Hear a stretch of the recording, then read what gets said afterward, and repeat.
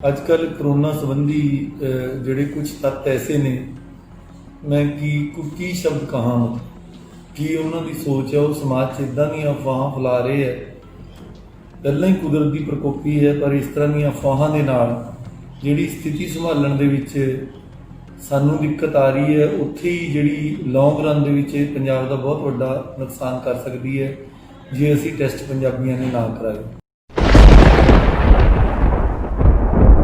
ਵਾਹਿਗੁਰੂ ਜੀ ਕਾ ਖਾਲਸਾ ਵਾਹਿਗੁਰੂ ਜੀ ਕੀ ਫਤਿਹ। ਗੁਰਪਿਆਰਿਓ, ਤੁਹਾਨੂੰ ਬਾਖੂਬ ਪਤਾ ਹੈ ਕਿ ਪੂਰੇ ਪੰਜਾਬ ਦੇ ਵਿੱਚ ਕਰੋਨਾ ਦਾ ਕਹਿਰ ਲਗਾਤਾਰ ਵੱਧ ਰਿਹਾ ਹੈ ਅਤੇ ਅਫਵਾਹਾਂ ਦਾ ਦੌਰ ਵੀ ਲਗਾਤਾਰ ਵੱਧਦਾ ਜਾ ਰਿਹਾ ਹੈ। ਕਿਤੇ ਇਹ ਅਫਵਾਹਾਂ ਉੱਡ ਰਹੀਆਂ ਨੇ ਕਿ ਕਰੋਨਾ ਦੀਆਂ ਨਕਲੀ ਪੋਜ਼ਿਟਿਵ ਰਿਪੋਰਟਾਂ ਵਿਖਾ ਕੇ ਲੋਕਾਂ ਦੀ ਛਿੱਲ ਲਾਈ ਜਾ ਰਹੀ ਹੈ ਅਤੇ ਦੂਸਰੇ ਪਾਸੇ ਅਜਿਹੀਆਂ ਅਫਵਾਹਾਂ ਵੀ ਸਾਹਮਣੇ ਆ ਰਹੀਆਂ ਨੇ ਕਿ ਨੌਜਵਾਨਾਂ ਨੂੰ ਮ੍ਰਿਤ ਘੋਸ਼ਿਤ ਕਰਕੇ ਉਹਨਾਂ ਦੇ ਅੰਦਰੂਨੀ ਅੰਗ ਕੱਢ ਰਹੇ ਨੇ। ਅਜਿਹੀਆਂ ਅਫਵਾਹਾਂ ਕਰਕੇ ਹੁਣ ਲੋਕਾਂ ਦੇ ਅੰਦਰ ਇੱਕ ਡਰ ਦਾ ਸਹਿਮ ਦਾ ਮਾਹੌਲ ਬਣ ਗਿਆ ਹੈ, ਜਿਸ ਕਰਕੇ ਲੋਕ ਹੁਣ ਕਰੋਨਾ ਦਾ ਟੈਸਟ ਤੱਕ ਕਰਵਾਉਣ ਵਾਸਤੇ ਵੀ ਰਾਜ਼ੀ ਨਹੀਂ ਹੋ ਰਹੇ, ਜਿਸ ਨੂੰ ਵੇਖਦਿਆਂ ਲੁਧਿਆਣਾ ਦੇ ਡਿਪਟੀ ਕਮਿਸ਼ਨਰ ਵਰਿੰਦਰ ਕੁਮਾਰ ਸ਼ਰਮਾ ਨੇ ਜ਼ਿਲ੍ਹਾ ਲੁਧਿਆਣਾ ਵਾਸੀਆਂ ਨੂੰ ਭਾਵਨਾਤਮਕ ਅਪੀਲ ਰਾਹੀਂ ਆਗਾਹ ਕੀਤਾ ਕਿ ਜੇਕਰ ਉਹ ਇਸ ਦੌਰ ਵਿੱਚ ਅਗਿਆਨਤਾ ਵਸ਼ ਆਪਣੀ ਕਰੋਨਾ ਟੈਸਟ ਕਰਵਾਉਣ ਤੋਂ ਅਫਵਾਹਾਂ ਕਾਰਨ ਪਿੱਛੇ ਹਟ ਜਾਣਗੇ ਤਾਂ ਇਤਿਹਾਸ ਉਹਨਾਂ ਨੂੰ ਕਦੇ ਵੀ ਮੁਆਫ ਨਹੀਂ ਕਰੇਗਾ। ਉਹਨਾਂ ਸ਼ੱਕੀਆਂ ਪੀੜਤ ਲੋਕਾਂ ਨੂੰ ਅਪੀਲ ਕੀਤੀ ਹੈ ਕਿ ਉਹ ਅਫਵਾਹਾਂ ਵਿੱਚ ਵਿਸ਼ਵਾਸ ਨਾ ਕਰਨ, ਕਿਉਂਕਿ ਇਹਨਾਂ ਵਿੱਚ ਕੋਈ ਵੀ ਸੱਚਾਈ ਨਹੀਂ ਹੈ। ਲੋਕ ਪੜ੍ਹੇ ਲਿਖੇ ਅਤੇ ਅਨਪੜ੍ਹ ਲੋਕਾਂ ਨੂੰ ਮੂਰਖ ਬਣਾਇਆ ਜਾ ਰਿਹਾ ਹੈ। ਕੁਝ ਸ਼ਰਾਰਤੀ ਅਨਸਰ ਅਜਿਹੀਆਂ ਅਫਵਾਹਾਂ ਫੈਲਾ ਕੇ ਪੰਜਾਬ ਸਰਕਾਰ ਅਤੇ ਸਿਹਤ ਵਿਭਾਗ ਨੂੰ ਬਦਨਾਮ ਕਰਨ ਦੀ ਕੋਸ਼ਿਸ਼ ਕਰ ਰਹੇ ਨੇ।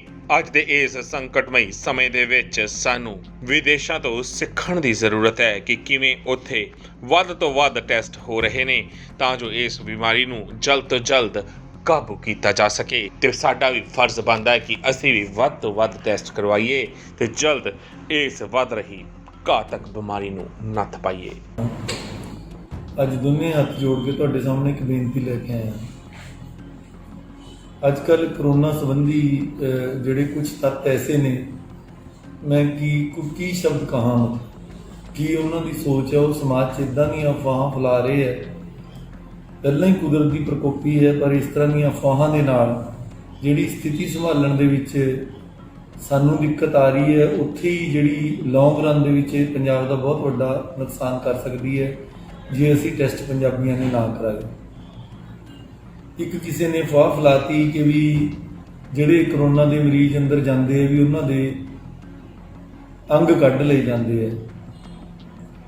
ਤੁਸੀਂ ਆਪ ਸੋਚੋ ਕਿ ਜਿਹੜਾ ਬੰਦਾ ਇੰਨਾ ਮਤਲਬ ਕਰੋਨਾ ਨਾਲ ਪੀੜਤ ਹੋਵੇ ਜਾਂ ਇੰਨਾ ਵੀਕ ਹੋਵੇ, ਕੋਈ ਇਸ ਤਰ੍ਹਾਂ ਦੀ ਗੱਲ ਸੋਚ ਵੀ ਸਕਦਾ?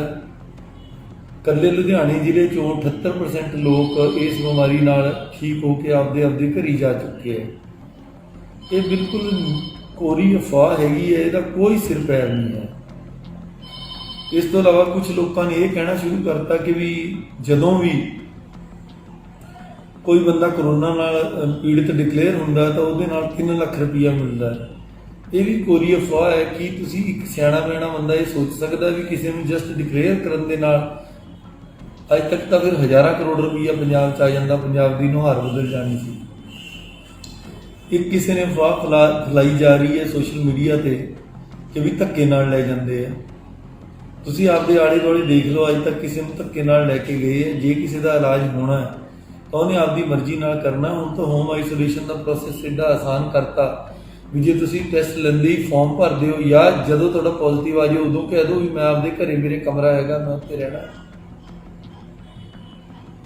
ਅਫਵਾਹਾਂ ਨਾਲ ਅਸੀਂ ਨਜਿੱਠ ਲਾਂਗੇ ਪਰ ਜਿਹੜਾ ਬੰਦਾ ਆਪਾਂ ਨੂੰ ਇੱਕ ਤਰ੍ਹਾਂ ਨਾਲ ਮੂਰਖ ਬਣਾਉਣ ਦੀ ਕੋਸ਼ਿਸ਼ ਕਰ ਰਿਹਾ, ਤੁਸੀਂ ਪੰਜਾਬੀ ਐਡੇ ਸਿਆਣੇ ਸੂਝਵਾਨ ਬਲਸ਼ਾਲੀ ਆਪਣਾ ਮਤਲਬ ਕਿਹੜੇ ਵਿਸ਼ੇਸ਼ਣ ਪੰਜਾਬੀਆਂ ਨਾਲ ਨਹੀਂ ਲੱਗਦੇ, ਉਹ ਬੰਦਾ ਆਪਣੀ ਬੁੱਕਲ 'ਚ ਮੂੰਹ ਦੇ ਕੇ ਹੱਸ ਰਿਹਾ ਹੋਣਾ ਵੀ ਇਹ ਬੰਦੇ ਕਿੱਡੇ ਯਾਨੀ ਕਿ ਲਾਈ ਲੱਗ ਹੈਗੇ ਨੇ ਮੇਰੇ ਪਿੱਛੇ ਲੱਗ ਗਏ।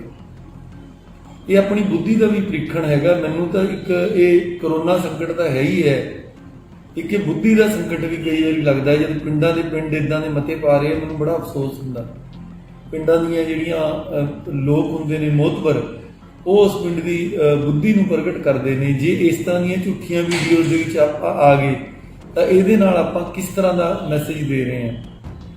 ਔਰ ਇਸ ਤਰ੍ਹਾਂ ਦੀਆਂ ਝੂਠੀਆਂ ਅਫਵਾਹਾਂ ਅੱਜ ਤੋਂ ਹੀ ਚੱਲੀਆਂ। ਤੁਸੀਂ ਆਪਣੀਆਂ ਲੋਕ ਕਹਾਣੀਆਂ 'ਚ ਸੁਣਿਆ ਵੀ ਇੱਕ ਵਾਰੀ ਕੋਈ ਬੰਦਾ ਬੱਕਰੀਆਂ ਤੇ ਮੇਮਣੇ ਲੈ ਕੇ ਜਾਈ ਜਾਂਦਾ ਸੀ, 3-4 ਠੱਗਾਂ ਨੇ ਸੋਚ ਲਿਆ ਵੀ ਅਸੀਂ ਇਹਨੂੰ ਠੱਗਣਾ ਹੈਗਾ। ਪਹਿਲਾਂ ਇੱਕ ਨੇ ਆ ਕੇ ਕਿਹਾ, ਕਹਿੰਦਾ ਵੀ ਤੂੰ ਆਹ ਕੁੱਤਾ ਕਿੱਥੇ, ਕਤੂਰਾ ਕਿੱਥੇ ਲੈ ਕੇ ਜਾਈ ਜਾਂਦਾ। ਫਿਰ ਦੂਜੇ ਨੇ ਕਿਹਾ ਦੇਖੋ ਕੀ ਜ਼ਮਾਨਾ ਆ ਗਿਆ, ਕਤੂਰਾ ਲਈ ਫਿਰੀ ਜਾਂਦਾ ਹੈ। ਜਦੋਂ ਤੀਜੇ ਬੰਦੇ ਨੇ ਇੱਕ ਕਹਿਤਾ, ਕਹਿੰਦਾ ਹੱਦ ਹੀ ਹੋ ਗਈ ਯਾਰ, ਚੰਗਾ ਭਲਾ ਕਿਸਾਨ ਹੈ, ਦੇਖੋ ਕਤੂਰਾ ਲਈ ਜਾਂਦਾ, ਉਹ ਬੰਦੇ ਨੇ ਮੇਮਣਾ ਹੀ ਸੁੱਟਤਾ। ਤੇ ਇਹ ਠੱਗਾਂ ਨੇ ਇਸ ਤਰ੍ਹਾਂ ਕਰਕੇ ਉਹ ਬੰਦੇ ਨੂੰ ਮੂਰਖ ਬਣਾਇਆ। ਇਹ ਅੱਜ ਕੱਲ੍ਹ WhatsApp ਦਾ ਯੁੱਗ ਆ ਗਿਆ, ਇਹੋ ਜਿਹੇ ਠੱਗ ਤੁਹਾਨੂੰ ਆਮ ਨਹੀਂ ਤੁਰੇ ਫਿਰਦੇ ਦਿਖਦੇ, ਇਹੋ ਜਿਹੀਆਂ ਅਫਵਾਹਾਂ ਫੈਲਾਉਂਦੇ ਨੇ। ਔਰ ਇਹਨਾਂ ਲੋਕਾਂ ਨੂੰ ਸ਼ਾਇਦ ਇਸ ਗੱਲ 'ਚੋਂ ਕੋਈ ਤਸੱਲੀ ਮਿਲਦੀ ਹੈ ਜਾਂ ਕੋਈ ਮਜ਼ਾ ਆਉਂਦਾ ਹੈ ਜਾਂ ਕਿਸੇ ਬੰਦੇ ਦੇ ਇਸ਼ਾਰੇ ਤੇ ਕਰ ਰਹੇ ਨੇ, ਮੈਂ ਤਾਂ ਕਹਿ ਨਹੀਂ ਸਕਦਾ। ਪਰ ਆਪਾਂ ਕਿਰਪਾ ਕਰਕੇ ਇਸ ਚੀਜ਼ ਤੋਂ ਬਚੀਏ, ਇਹਨਾਂ ਅਫਵਾਹਾਂ 'ਚ ਨਾ ਆਈਏ। ਜੇ ਤੁਸੀਂ ਆਪਦੇ ਟੈਸਟ ਨਹੀਂ ਕਰਾਉਂਦੇ, ਬੰਦਾ ਭਾਵੇਂ ਦੀ ਠੀਕ ਹੋਵੇ, ਪਰ ਉਹਦੇ ਜਿਹੜੇ ਬਜ਼ੁਰਗ ਮਾਂ-ਪਿਓ ਨੇ ਜਾਂ ਉਹਦੇ ਬੱਚੇ ਨੇ ਜਾਂ ਘਰ 'ਚ ਕੋਈ ਐਸਾ ਬੰਦਾ ਹੈ ਜਿਹੜਾ ਪਹਿਲਾਂ ਤੋਂ ਹੀ ਕੋਈ ਕਿਡਨੀ ਦੀ ਸਮੱਸਿਆ ਹੈ, ਕੋਈ ਹੋਰ ਪ੍ਰੋਬਲਮ ਹੈ ਉਹਨੂੰ, ਜਾਂ ਦਿਲ ਦੀ ਸਮੱਸਿਆ ਹੈ, ਕੋਈ ਉਹਦਾ BP ਹਾਈ ਰਹਿੰਦਾ ਹੈ, ਸ਼ੂਗਰ ਰਹਿੰਦੀ ਹੈ, ਉਹਦੇ ਲਈ ਇਹ ਘਾਤਕ ਹੋ ਸਕਦਾ ਹੈਗਾ। ਇੱਕ ਹੋਰ ਗੱਲ ਹੈ, ਜੇ ਚਲੋ ਇਹ ਝੂਠ ਨੂੰ ਤੁਸੀਂ ਇਹ ਕਹਿੰਦੇ ਹੋ ਵੀ ਆਪਾਂ ਇਹਨੂੰ ਕਸੌਟੀ ਤੇ ਹੀ ਪਰਖਣਾ ਚਾਹੀਏ, ਅਮਰੀਕਾ ਵਰਗੇ ਦੇਸ਼ ਜਿਹੜੇ ਕਿ ਸਾਡੇ ਤੋਂ ਕਿਤੇ ਹੀ ਯਾਨੀ ਕਿ 50 ਸਾਲ ਹੀ ਅੱਗੇ ਹੈਗੇ ਨੇ ਵਿਕਾਸ ਦੇ ਦੌਰ 'ਚ, UK ਵਰਗੇ ਦੇਸ਼ ਜਿੱਥੋਂ ਦਾ ਕਿ ਪ੍ਰਧਾਨ ਮੰਤਰੀ ਆਪ ਬਿਮਾਰ ਰਿਹਾ, ਨਿਊਯਾਰਕ ਦੇ ਵਿੱਚ ਕਿੰਨੇ ਬੰਦਿਆਂ ਦੀ ਜਾਨ ਚਲੀ ਗਈ ਹੈਗੀ ਹੈ, ਇਟਲੀ ਦੇ ਵਿੱਚ ਜਿੱਥੇ ਜਾਣ ਲਈ ਆਪਣੇ ਬੰਦਿਆਂ ਦੀਆਂ ਲਾਈਨਾਂ ਲੱਗੀਆਂ ਹੋਈਆਂ ਨੇ, ਕੈਨੇਡਾ ਦਾ ਤੁਸੀਂ ਦੇਖ ਲਓ, ਉਹਨਾਂ ਨੇ ਇਸ ਸਾਲ ਸਾਰੀਆਂ ਫਲਾਈਟਾਂ ਹੀ ਬੰਦ ਕਰਤੀਆਂ ਔਰ ਕਿੰਨੇ ਬੰਦਿਆਂ ਦੀ ਜਾਨ ਚਲੀ ਗਈ ਹੈਗੀ ਹੈ। ਉਸ ਤੋਂ ਇਲਾਵਾ ਤੁਸੀਂ ਜਰਮਨੀ ਦਾ ਦੇਖ ਲਓ, ਪੂਰੇ ਯੂਰਪ ਦਾ ਦੇਖ ਲਓ, ਕਿ ਇਹ ਸਾਰੇ ਦੇਸ਼ਾਂ 'ਚ ਇਹੀ ਇੱਦਾਂ ਹੀ ਹੋ ਰਿਹਾ। ਸੋ ਮੇਰੇ ਵੀਰੋ, ਆਪਾਂ ਸਿਆਣੇ ਬਣੀਏ, ਜਿਹੜੇ ਡਾਕਟਰ ਨੇ, ਨਰਸਾਂ ਨੇ ਤੁਹਾਡੀ ਜਾਨ ਬਚਾਉਣ ਲਈ ਹੈਗੇ ਨੇ। ਔਰ ਇਹ ਸਾਰੇ ਦਾ ਨਤੀਜਾ ਇਹ ਹੋ ਰਿਹਾ ਹੈ ਕਿਉਂਕਿ ਲੁਧਿਆਣੇ 'ਚ ਵੱਡੇ ਹਸਪਤਾਲ ਨੇ, ਮੈਂ ਤੁਹਾਨੂੰ ਇਹ ਸਹੁੰ ਖਾ ਕੇ ਕਹਿ ਸਕਦਾ ਕਿ ਇਹ ਅਫਵਾਹ ਕਰਕੇ ਲੋਕ ਟੈਸਟ ਨਹੀਂ ਕਰਾ ਰਹੇ। ਔਰ ਜਦੋਂ ਸਾਹ ਚੜ੍ਹਨ ਲੱਗਦਾ ਹੈ, ਜਦੋਂ ਫੇਫੜਿਆਂ ਦੀ ਆਕਸੀਜਨ 80 ਤੋਂ ਵੀ ਥੱਲੇ ਰਹਿ ਜਾਂਦੀ ਹੈ, ਉਦੋਂ ਇੱਧਰ ਨੂੰ ਭੱਜਦੇ ਨੇ। ਔਰ ਉਦੋਂ ਪੂਰੀਆਂ ਕੋਸ਼ਿਸ਼ਾਂ ਕਰਕੇ ਵੀ, ਡਾਕਟਰ ਮਸ਼ੀਨ ਲਾ ਕੇ ਵੀ, ਵੈਂਟੀਲੇਟਰ ਲਾ ਕੇ ਵੀ, ਜੇ ਬੰਦੇ ਦੀ ਆਕਸੀਜਨ ਇੰਨੀ ਘਟ ਜੇ, ਕਈ ਵਾਰੀ ਜਾਨ ਨਹੀਂ ਬਚਦੀ। ਰੋਜ਼ ਦੀ ਰੋਜ਼ ਤੁਹਾਨੂੰ ਖਬਰਾਂ ਆਉਂਦੀਆਂ ਨੇ ਵੀ ਇੰਨੇ ਬੰਦਿਆਂ ਦੀ ਮੌਤ ਹੋ ਗਈ। ਸੋ ਆਪਾਂ ਹਰ ਬੰਦੇ ਨੂੰ ਜਿਹੜਾ ਕੋਈ ਟੈਸਟ ਕਰਾਉਂਦਾ ਜਾਂ ਪੋਜ਼ਿਟਿਵ ਆਉਂਦਾ, ਉਹਨੂੰ ਹਸਪਤਾਲ ਆਉਣ ਦੀ ਲੋੜ ਨਹੀਂ, ਮੈਂ ਮੰਨਦਾ।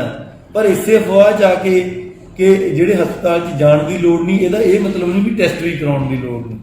ਜੇ ਆਪਾਂ ਨੂੰ ਪਤਾ ਹੈ ਵੀ ਕਿਤੇ ਹੜ੍ਹ ਆ ਗਿਆ ਜਾਂ ਕਿਸੇ ਨਦੀ 'ਚੋਂ ਆਪਾਂ ਲੰਘ ਰਹੇ ਹਾਂ, ਜੇ ਆਪਾਂ ਨੂੰ ਪਤਾ ਹੈ ਵੀ ਮੈਂ ਨਦੀ 'ਚੋਂ ਲੰਘ ਰਿਹਾ, ਪਾਣੀ 'ਚੋਂ ਲੰਘ ਰਿਹਾ, ਆਪਾਂ ਬੋਝ ਕੇ ਪੈਰ ਧਰਾਂਗੇ, ਜਿੱਥੇ ਪਾਣੀ ਡੂੰਘਾ ਹੋਊਗਾ ਆਪਾਂ ਬਚਾਅ ਕਰ ਲਾਂਗੇ। ਐਵੇਂ ਜਿਕਰੀ ਜੇ ਬਿਮਾਰੀ ਆਪਾਂ ਟੈਸਟ ਕਰਾਇਆ ਹੋਊਗਾ, ਆਪਾਂ ਬੋਝ ਕੇ ਤੁਰਾਂਗੇ, ਕਮਰੇ 'ਚ ਬੈਠੇ ਰਵਾਂਗੇ, ਜਿੱਦੇ ਆਪਣੀ ਹਾਲਤ ਖਰਾਬ ਹੋਊਗੀ ਨਾਲ ਦੀ ਨਾਲ ਇਲਾਜ ਕਰਾ ਲਾਂਗੇ। ਪਰ ਇੱਕ ਮਤਲਬ ਬੇਖਬਰੀ ਦੇ ਆਲਮ 'ਚ ਜੇ ਆਪਾਂ ਟੈਸਟ ਹੀ ਨਹੀਂ ਕਰਾਵਾਂਗੇ, ਜਦੋਂ ਬਿਮਾਰੀ ਵਧੂਗੀ ਆਪਾਂ ਨੂੰ ਕਿਵੇਂ ਪਤਾ ਲੱਗੂਗਾ। ਉਧਰ ਲੋਕਾਂ ਦੀ ਆਕਸੀਜਨ ਘਟੀ ਹੁੰਦੀ ਹੈ, ਟੈਸਟ ਕਰਾਇਆ ਨਹੀਂ ਹੁੰਦਾ, ਹਸਪਤਾਲ ਦੇ ਤਰਲੇ ਮਿੰਨਤ ਕਰਦੇ ਆ ਟੈਸਟ ਕਰਨ ਨੂੰ ਹੀ। ਜਿਹੜਾ RT-PCR ਟੈਸਟ ਹੈ, ਉਹ ਜੇ ਹਸਪੀਟਲ ਦੀ ਲੈਬ ਖੁਦ ਵੀ ਟੈਸਟ ਕਰੇ, ਉਹਨੂੰ 10-12 ਘੰਟੇ ਰਿਜ਼ਲਟ ਨੂੰ ਲੱਗ ਜਾਂਦੇ ਆ। ਜਿਹੜਾ ਰੈਪਿਡ ਟੈਸਟ ਹੈ, ਉਹਨੂੰ ਅੱਧੇ ਘੰਟੇ 'ਚ ਰਿਜ਼ਲਟ ਆ ਜਾਂਦਾ, ਬਟ ਉਹਦੀ ਬਾਵਜੂਦ ਉਹਨੂੰ ਕਨਫਰਮ ਕਰਨ ਲਈ RT-PCR ਟੈਸਟ ਜ਼ਰੂਰੀ ਹੁੰਦਾ ਹੈਗਾ। ਤਾਂ ਜਿਹੜੇ ਐਸੇ ਬੰਦੇ, ਜਦੋਂ ਇਹਨਾਂ ਦੀ ਹਾਲਤ ਵਿਗੜਦੀ ਹੈ, ਫਿਰ ਇਹ ਮਿਹਨਤ ਕਰਦੇ ਨੇ। ਫਿਰ ਕਈ ਵਾਰੀ ਮਿਹਨਤ ਕਰਕੇ ਵੀ ਡਾਕਟਰਾਂ ਕੋਲੇ ਇੰਨਾ ਟਾਈਮ ਨਹੀਂ ਹੁੰਦਾ ਕਿ ਜਾਨ ਬਚਾ ਸਕਣ, ਕਿਉਂਕਿ ਜੇ ਇੱਕ ਵਾਰੀ ਫੇਫੜਿਆਂ ਦੀ ਆਕਸੀਜਨ ਨੂੰ ਜਿਹੜੀ ਸੋਖਣ ਦੀ ਸ਼ਮਤਾ ਘਟ ਜੇ, ਉਹਦਾ ਇੱਕ ਟਾਈਮ ਹੈ ਇਲਾਜ ਕਰਨ ਦਾ ਵੀ। ਸੋ ਮੇਰੀ ਤੁਹਾਨੂੰ ਬੇਨਤੀ ਹੈ, ਇਹਨਾਂ ਅਫਵਾਹਾਂ 'ਚ ਆਪਾਂ ਨਾ ਆਈਏ। ਔਰ ਜਿਹੜੇ ਇਸ ਤਰ੍ਹਾਂ ਦੀਆਂ ਅਫਵਾਹਾਂ ਵੀਰ ਫੈਲਾ ਰਹੇ ਆ, ਮੇਰੀ ਉਹਨਾਂ ਨੂੰ ਵੀ ਬੇਨਤੀ ਹੈ ਕਿ ਪੰਜਾਬ ਨੇ ਪਹਿਲਾਂ ਹੀ ਬੜਾ ਨੁਕਸਾਨ ਝੱਲਿਆ ਅਫਵਾਹਾਂ ਕਰਕੇ, ਆਪਾਂ ਇਹਨੂੰ ਹੋਰ ਪਾਸੇ ਨਾ ਧੱਕੀਏ। ਸਾਡਾ ਬਹੁਤ ਸਾਰੀ એનર્ਜੀ, ਟਾਈਮ ਜਿਹੜਾ ਹੈਗਾ ਟੈਸਟ ਕਰਨ ਤੇ ਲੱਗ ਰਿਹਾ, ਲੋਕਾਂ ਦਾ ਇਲਾਜ ਕਰਨ ਤੇ ਲੱਗ ਰਿਹਾ। ਹੁਣ ਜੇ ਅਸੀਂ ਇਸ ਚੀਜ਼ ਤੇ ਵੀ ਟਾਈਮ ਲਾਉਣ ਲੱਗ ਗਏ ਵੀ ਅਫਵਾਹਾਂ ਦੇ ਮਗਰ ਫਿਰੀ ਜਾਈਏ, ਤਾਂ ਉਹ ਪੰਜਾਬ ਦਾ ਬਹੁਤ ਵੱਡਾ ਨੁਕਸਾਨ ਹੋ ਜਾਣਾ। ਔਰ ਮੇਰੀ ਜਿਹੜੇ ਸਾਡੇ ਸੂਝਵਾਨ ਵੀਰ ਭੈਣ ਨੇ, ਸਾਡੇ ਸਰਪੰਚ ਸਾਹਿਬਾਨ ਨੇ, ਨੰਬਰਦਾਰ ਨੇ, MC ਸਾਹਿਬਾਨ ਨੇ, ਸਾਡੇ ਜਿੰਨੇ ਵੀ ਸਮਾਜ ਦੇ ਸਿਰ ਕੱਢ ਲੋਕ ਨੇ, ਉਹਨਾਂ ਨੂੰ ਵੀ ਬੇਨਤੀ ਹੈ ਵੀ ਐਸੇ ਲੋਕ ਜਿਹੜੇ ਤੁਹਾਡੇ ਏਰੀਏ 'ਚ ਅਫਵਾਹ ਫੈਲਾ ਰਹੇ ਆ, you are the first person to respond, ਜਿਹਨੂੰ ਕਿ ਸਭ ਤੋਂ ਪਹਿਲਾਂ ਪਤਾ ਲੱਗਦਾ ਕਿ ਤੁਹਾਡੇ ਏਰੀਏ ਦਾ ਮਾਹੌਲ ਕੌਣ ਖਰਾਬ ਕਰ ਰਿਹਾ। ਤੁਸੀਂ ਇਹਨਾਂ ਨਾਲ ਸਿੱਝੋ, ਸਾਨੂੰ ਕਿਰਪਾ ਕਰਕੇ ਆਪਣਾ ਕੰਮ ਕਰਨ ਦਿਓ।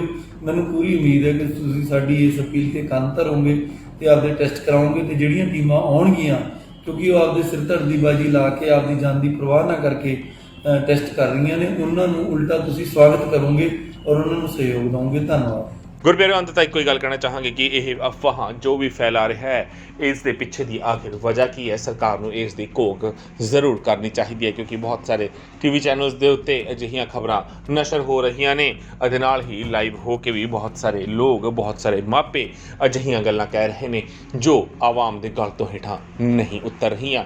ਗੱਲ ਸਿਰਫ ਪੰਜਾਬ ਦੀ ਨਹੀਂ, ਪੂਰੇ ਭਾਰਤ 'ਚੋਂ ਅਜਿਹੀਆਂ ਵੀਡੀਓਜ਼ ਸੋਸ਼ਲ ਮੀਡੀਆ ਉੱਤੇ ਵਾਇਰਲ ਹੋ ਰਹੀਆਂ ਨੇ ਜੋ ਕਰੋਨਾ ਪੋਜ਼ੀਟਿਵ ਵੀ ਨਹੀਂ ਨੇ, ਪਰ ਉਹਨਾਂ ਦੇ ਬੱਚਿਆਂ ਨੂੰ ਕਰੋਨਾ ਪੋਜ਼ੀਟਿਵ ਦੱਸ ਕੇ ਹਸਪਤਾਲਾਂ 'ਚ ਭਰਤੀ ਕਰਵਾਇਆ ਗਿਆ ਤੇ ਲਿਫਾਫੇ ਦੇ ਵਿੱਚ ਬੰਦ ਕਰਕੇ ਉਹਨਾਂ ਦੀ ਲਾਸ਼ ਮਾਪਿਆਂ ਦੇ ਹਵਾਲੇ ਕਰ ਦਿੱਤੀ ਗਈ, ਜਾਂ ਸੰਸਕਾਰ ਕਰਨ ਤੋਂ ਬਾਅਦ ਹੀ ਮਾਪਿਆਂ ਨੂੰ ਦੱਸਿਆ ਗਿਆ ਕਿ ਜਾ ਕੇ ਫੁੱਲ ਚੁੱਕ ਲਵੋ।